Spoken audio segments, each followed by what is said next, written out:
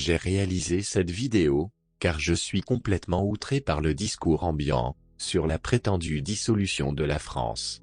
Il est vrai que nous avons perdu tout notre potentiel, et notre influence, mais faute à qui, ce discours tend, comme toujours, à détourner l'opinion des vrais problèmes, et des vrais responsables.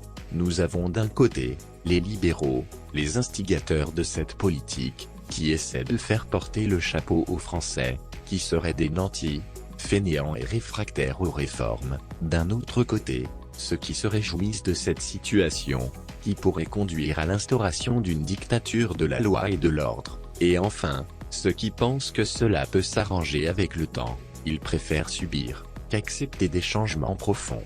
Ce sont les gâchis provoqués par les privatisations à outrance, des autoroutes, des aéroports, des entreprises d'État de première importance, une politique sanitaire, axée sur l'engraissement financier de Big Pharma, les entreprises multinationales qui ne paient plus d'impôts, et le recours inconsidéré aux cabinets de conseil, qui sont à l'origine de la dette, une dette démesurée, qui va servir à justifier une terrible politique d'austérité pour les ménages, politique d'austérité, qui ne fera qu'accélérer la crise, réduire la croissance, et par cela permettra de justifier la casse totale des services publics, et là, ce sera la fin.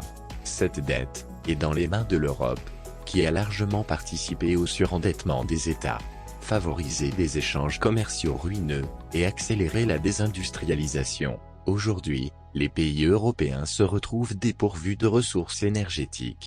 La guerre, encore un élément qui tombe bien, pour justifier encore plus d'austérité. Des guerres en fait, il n'a pas cessé d'en avoir, c'est bon pour les ventes d'armement, et tant pis si cela fait des morts. Les pays occidentaux ont la plupart des guerres récentes à leur actif. Aujourd'hui, beaucoup de pays ne veulent plus vivre sous la domination de ces gendarmes du monde, et cela contrarie les marchands d'armes. Aussi, prenons bien garde, à ne pas nous impliquer dans des conflits extérieurs, qui aggraveraient considérablement notre indépendance, et nous conduiraient vers un cataclysme planétaire.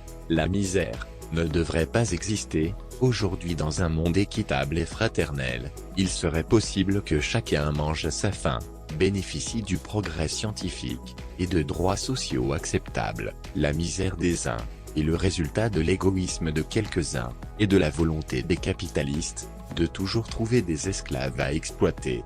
Les démocraties occidentales, c'est eux qui se nomment ainsi, ont de plus en plus de mal à trouver des peuples disposés à se soumettre à leurs volontés impérialistes. Il ne leur reste plus que les peuples de leur pays à saigner, et ils ont bien l'intention d'y parvenir. Macron a annoncé la couleur en disant « Fini la période d'abondance », évidemment, pas pour lui et ses comparses. Jusqu'à quand allons-nous tolérer un tel mépris? Certains pays européens, craignant des révoltes populaires, ont pris les devants, en proposant des augmentations de salaire, allant jusqu'à 20%. Mais en France, il faudra cette révolte, pour faire comprendre à ces psychopathes, qu'ils doivent entendre la misère des Français. Mais Macron, qui a une dette vis-à-vis de ses maîtres banquiers, ne peut pas choisir une autre voie que celle pour laquelle il est là. Contrer toute tentative de rébellion, nous en avons eu la démonstration avec les gilets jaunes, les soignants, et les manifestants contre la réforme des retraites. Il s'est entouré d'une pléiade, de préfets, de médecins et de médias, qui ne sont uniquement là, que pour réprimer, ou menacer les contestataires.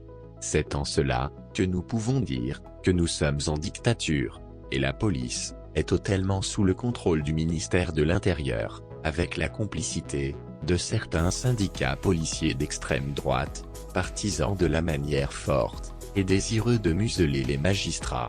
C'est là aussi une preuve de la dictature.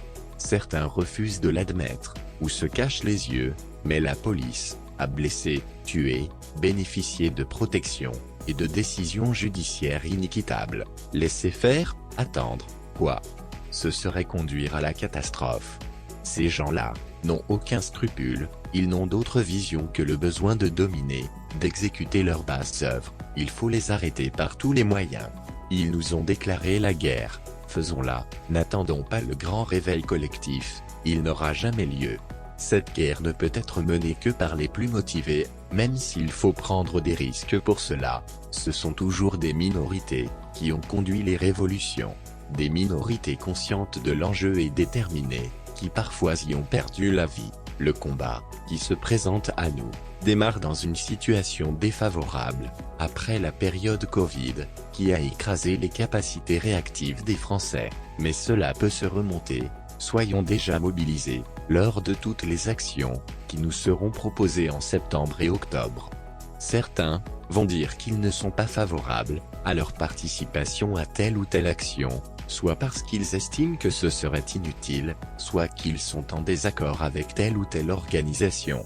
Mais, regardons les choses en face, toute action de masse qui peut redonner de l'espoir à notre peuple, ne doit pas être rejetée, sinon nous ne pourrons pas avancer. C'est à cause de cela, que des mouvements, parfois importants, n'ont pas eu de suite. Plus il y aura de mouvements, plus ils prendront de l'ampleur.